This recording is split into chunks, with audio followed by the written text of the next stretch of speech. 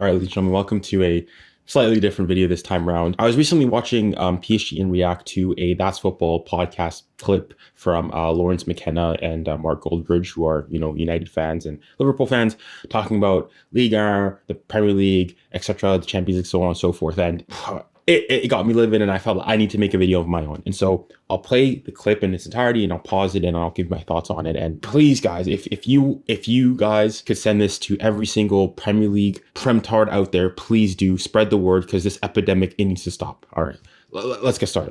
I've got to be honest, I do want PSG to win it because I do think they play really attractive football. The only other aspect that I think, could someone play that in the Premier League? Week in, week out, that intensity, that level, I'm not sure they could. And I think part of the reason that PSG can afford to play that football is because of the strength of their league. The same doesn't go for Real Madrid. Obviously, they didn't play great football against Arsenal. But when they do play, I still think, well, are you really being challenged? Are you really being pushed every week by 𝙎𝙊𝘾𝐼𝙎𝙾𝙬𝙤? Okay, there's so many things to say in that first statement. First and foremost, I'll try to be as charitable as I can for this first bit, talking about the intensity of PSG, especially in that game against Liverpool, and to a certain degree also Aston Villa, so on and so forth, and how they play in the Champions League. And what I'll say in fairness to McKenna is that obviously, yes, you cannot maintain 110%, 100% intensity for the entire season. Just physically on the body, it's not possible. But on the flip side, I'd say the exact same thing about the Premier League. Like, people go and talk about, oh, look at how PSG, they pressed, how intense they were during, going against Liverpool. They can't do that, of course, this season. Same thing with Liverpool. Liverpool are not maintaining that same intensity against every single Prem team during the entirety of the Premier League season. One of the big reasons that Liverpool, if you want, right now is, struggling, so to speak, is because they can't keep this intensity. That high intensity that they had at the beginning of the season, they can't keep it for the entire season. On that sense, I don't get the argument. I can sort of guess, yeah, that PSG obviously wouldn't be playing with that ridiculously high intensity the entire way through. And then when he goes and says, let me play it back to go and talk about where he talks about, like, the quality of the league. That level, I'm not sure they could. And I think part of the reason that PSG can afford to play that football is because of the strength of their league. All right, pause right there. Stop. Stop this nonsense. Stop this nonsense. The quality of the league. You guys, for the longest time, everything people said about PSG and why, they couldn't win the Champions League was always related to the fact that, oh, they play in a poor league. They're never tested in the league. And so when they come and they face these big European juggernauts, that's why they crumble. It's because they're never tested in the league. Now, all of a sudden, the reason PSG are so good this season is because they're never tested in the league. And so, they're rested. They don't need to raise their bars. Which one is it? Because the code switch is ridiculous. Les gars, arrêtez. Which is it? Is it that the league is bad, and so that makes PSG means it's good for PSG, or is it the other way around? Is because PSG are never tested, that's why they crumble? Which one is it? Because you can't be doing a code switch. I don't like this nonsense of these backhanded comments going saying yes, PSG is really good, the intensity is really high, and so on and so forth. But then backhanding the league, going and saying it's like that it's some, like, as I said previously, some farmers league. Stop with this horrendous nonsense. And this is what I'm saying. It's an epidemic. It's an epidemic of what I'm going to call English footballing bias, Anglo-centric, English elitism, whatever you want to call it. England football fans, English football, and some people who follow it, to me, are to football what Americans are to general pop culture. In the same way that they believe that Americans, have this idea that everything revolves around them, the entire world is always looking at them, and that basically nothing outside of the United States exists. The same thing is with Prem fans. For them, basically, football does not exist outside the British Isles. For them, football does not exist outside of the four corners, the four countries of the United Kingdom of Great Britain and Northern Ireland. It's an epidemic, and it's at both at club level and at international level. You only need to stay humble. Stop these ridiculous backhanded comments. He goes on to, if I'm not mistaken, the same doesn't go for Real Madrid. Obviously, they didn't play great football against Arsenal, but when they do play, I still think, well, are you really being challenged? Are you really being pushed every week by 𝙎𝙊𝘾𝐼𝙎𝙾𝙬𝙤?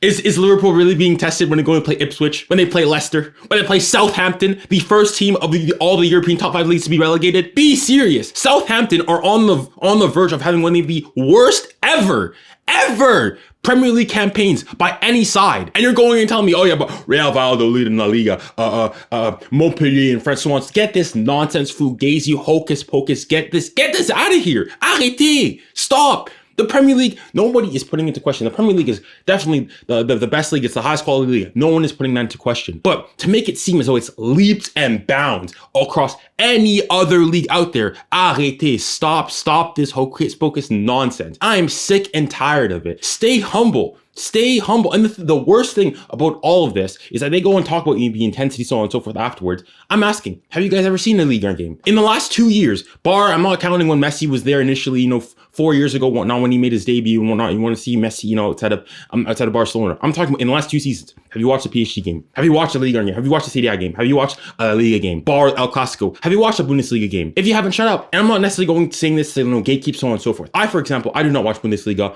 regularly. I do not tune into Bundesliga games on the regular. I do not tune into Serie A games on the regular. And I'm not necessarily I need to go and do so, but the problem is, I don't go making sweeping, generalizing statements about these leagues saying how the intensity is not that good, the quality of the league isn't all that good, that it's making your traditional stereotypes that English people have for all of these leagues. I go and say, listen, I don't watch Serie A, I'm not aware of the game. I can tell you, based on what I see in the Champions Leagues and what I see in some European competitions, but the day-to-day stuff, I cannot tell you. I don't comment on it. I stay in my lane. I stay in my lane. That is the perfect word. I stay in my lane. I don't watch it regularly. I can give you some things, but I'll go and say, in fairness, this is from a casual, somebody, not even a casual, somebody who very rarely ever maybe gets last minutes of glimpses of games, or maybe watches like a half every once in a while when there's a big tie in Serie A. But I don't watch it on a regular basis. But the thing is, these people have never sat down and watched an entire Ligue 1 game. Stop. Let's continue on with the next part of the video. Do you know what I mean? No, I do. I completely agree. And funnily enough, there was a question yesterday during the PSG Villa watch along about and it's one for the comments, if you parachuted Real Madrid, Barcelona and PSG into the Premier League, where would they finish? Where did you say? Yeah.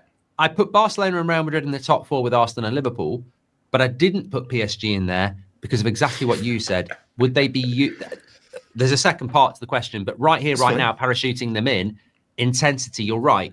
They're not used to playing Fulham away, Newcastle away. To be honest, they're playing, I don't know, Rennes. All right, stop. Okay. I've heard enough. First and foremost, PSG. Let's be serious. Guys, let's be serious. None of this, okay, PSG hatred or whatnot. Let's be objective. Let's be actually rational here. PSG this season are title contenders of the Premier League. This season, in one of the weakest Premier Leagues ever, PSG went and smacked over the 2 legs, the best team in the Premier League. Hands down, we're the better team. Nobody puts that into question. I'm not saying Liverpool are some bummy team. No, Liverpool was a good team, one of the best teams at that time in Europe. But the PSG went and their home line completely smacked them out of the park. Played them like it was another Ligue 1 team. The second leg, people made this all Anfield this, Anfield that, European nights at Anfield, so on and so forth. PSG said, c'est quoi? On n'est pas en ici, c'est Paris. Smacked them there as well.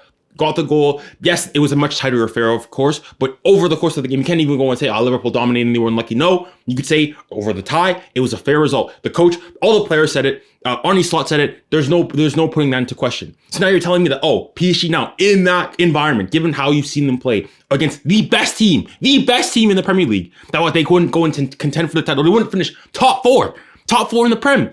When they went and smacked City as well. The only one you can say is Arsenal, and that was the time in the season where we weren't doing nearly as good. But just like any other team, Arsenal have their bad patches, City have their bad patches. Liverpool are currently having, a bit of a downward patch. It happens during the course of the season. Next on, your point of, the intensity of having to, they don't play a Fulham, they don't play a Newcastle away, all these things. Guys, stop. We just saw Aston Villa come to the Parc des Princes, and I said it in my post-game reaction video, so on and so forth. I was a bit disappointed by Aston Villa. You guys think Aston Villa came to the Parc des Princes and put a performance, a very defensive, yes, so on and so forth performance, but guys, they played anti-football, haram, terrorism football. Guys, I've seen some mid-table Ligue 1 teams play better than them. Mid-table Ligue 1 teams play better. I've seen your Brest come to the Parc. Yes, they concede so on and so forth. I've seen them play better.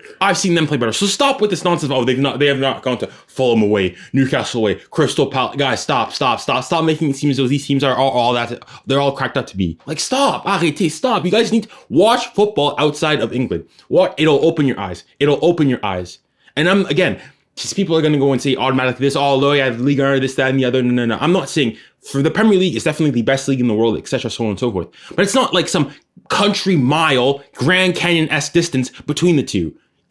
Calm down. Think about the argument that the Premier League is the best league in the world, but it's not offering up the best football, and also it's not consistently winning the Champions League. So why is it the best league in the world? Because I've got a theory on why that is, but what's your this will be theory? interesting. Well, teams can be built for different things. So I think you can build a team to win the Premier League, or you can build a team to win the Champions League and possibly like a more continental league. I think this PSG side was deliberately built to win the Champions League. So they looked at, first of all, I think they're playing progressive football. They're probably playing football where football is going, right? But I think PSG's main thing has been win in Europe, become relevant in Europe. Once you win one, you know, the club culture change, all this kind of thing. You become a bit more of that kind of stallion that people want to go to. I think it's that, basically. PSG playing I mean, I'll listen to the next part of the video. in a league where teams probably sit back. Man City last season, I think, scored more goals from outside the box. It's probably something you work on when you're a very dominant side, is that teams are going to sit in. So it's probably, you know, worthwhile spending time on it. But look, you know, the Villa goal yesterday was brilliant as a team goal. It was a great goal. But the goal by 𝙀𝙬 was just individualism. But is that league quality? Is that? What do you mean league quality? You can't say that is representative of Liga. Can you? You can say that's representative of 𝙀𝙬. You can say it's representative of PSG. Gosh, the Premier League should be winning. Stop, Lawrence, stop. Be serious. Come on. First and foremost, okay, that Villa goal, I will say, is a great team goal. But it's just like that PSG goal, the third goal that they scored. Why aren't you talking about that? Why is it, oh yeah, but it's only individual and so on and so forth. Weren't you guys, all these same people, are the people going to, you know, PSG without Mbappe, without Neymar, without Messi, you're going to be some fodder team. People were mocking PSG when they were, you know, sitting 25th in the Champions League. Now all of a sudden, when 𝙬𝙬 𝙀𝙬 comes and does all this, and that's another thing I'd like to address, is this whole thing of, if you're not doing it in the Premier League, the big Premier League, it's not real. The amount of times you go and see, a player from a club outside of Europe, maybe not in one of the big, like a Real Madrid or Barca, basically, when they go and do really, really well, what do you hear the pundits say? Oh, I wish this player could come to the Premier League. And at first it might seem like, you know, a fairly, you know, innocent statement, so on and so forth. But for me, when do you have a La Liga fan going and saying they see a player from another league, I want this player in La Liga? No, they'd say I want them on my team. Fair. If you see 𝙬𝙬 and you say, oh, I want him at Liverpool, I want him at United, I want to see him with my team because he's a good player, fair. But saying I want him in the Premier League just because, I think that because, you know, doing it in Liga and so on and so forth, it's not really that serious. Like, again, it just shows this superiority complex that you have, that you think that you're the best in this and the other, that you're untouchable, and that nobody holds a candle to you, when it's just not true. They want to say after this that, the Premier League should be winning more trophies. And I'll make a further point on that and conclude the video. But let's go on and listen to what they have to say here. More Champions League, considering we have had the best league for about a decade now. Yeah, I agree with it. We should have more. But I do agree with you that the intensity of the Premier League sometimes doesn't serve our clubs that well when we hit March and April, because, you know, most of the league is not as strong.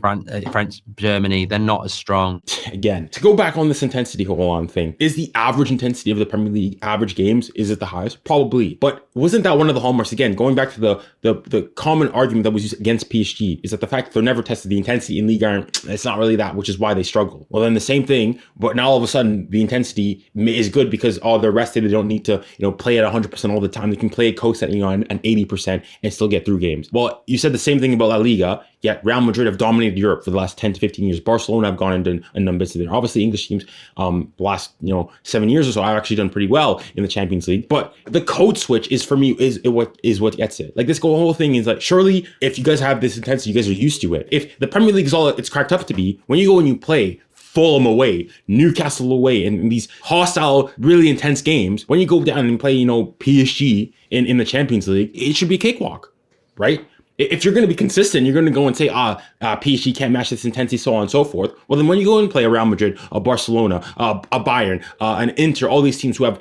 so-called lesser intensity, then you should be cakewalking over them. And to go back onto their point where they were mentioning Premier League teams should be winning more Champions Leagues, well, if based on their argument, yes, I would agree. But I'd actually say, no, the fact that the Premier League doesn't win the Champions League is that the Premier League, yes, Premier League teams are really good and so on and so forth, but they're competing against some of the other best teams in the world. My point, though, is this is a common, and I mentioned it in my Premier League, the Premier League is a Farmers League, and the critique that's often used against PSG is also the fact, oil club, all the money that they spend, so on and so forth. And to a certain degree, I will say there is a case to make there. Yes, PSG have spent a lot of money for, no reward. They haven't gotten the ultimate holy grail.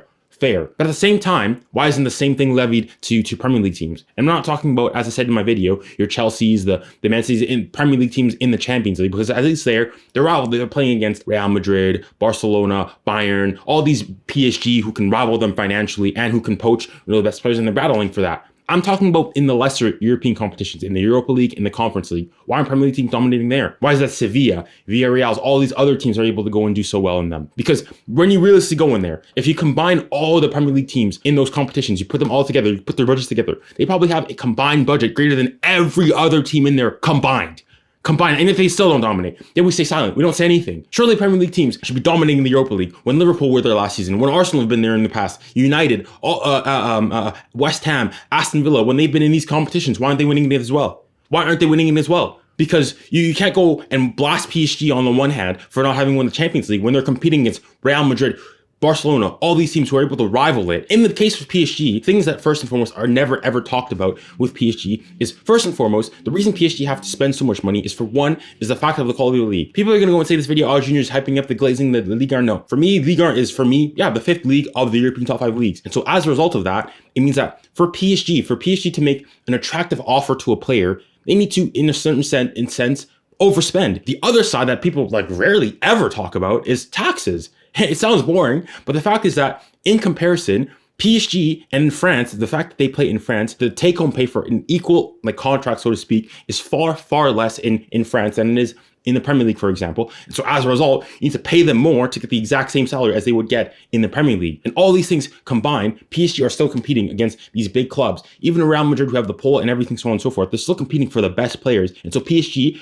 it's natural that they're not going and just smashing in the Champions League. But the same thing can be said in the Europa League, because clubs like Villarreal, your Frankfurts, your all these clubs have gone and won the Europa League and Conference Leagues in the past, do not have the pull that your West Hams, your Aston Villas. When you think of, you've got big players who could be making, like Isak going from Real Sociedad going to Newcastle. Traditionally, that's not a move. It's because of the money. I really do not get this hypocrisy. I really do not get the hypocrisy and the code switching that's going on. Please send this video to every single Prem-tard out there, because honestly, it is a disease on football. If you guys have clips of other people giving these absolutely ridiculous takes, please send them over, because we need to eradicate this, at this point, as I said, an epidemic. This epidemic of Prem glazers out there who make it seem that there's a Premier League is just the best league and that nobody can compete with it. Stop. Tranquilo. Stay humble.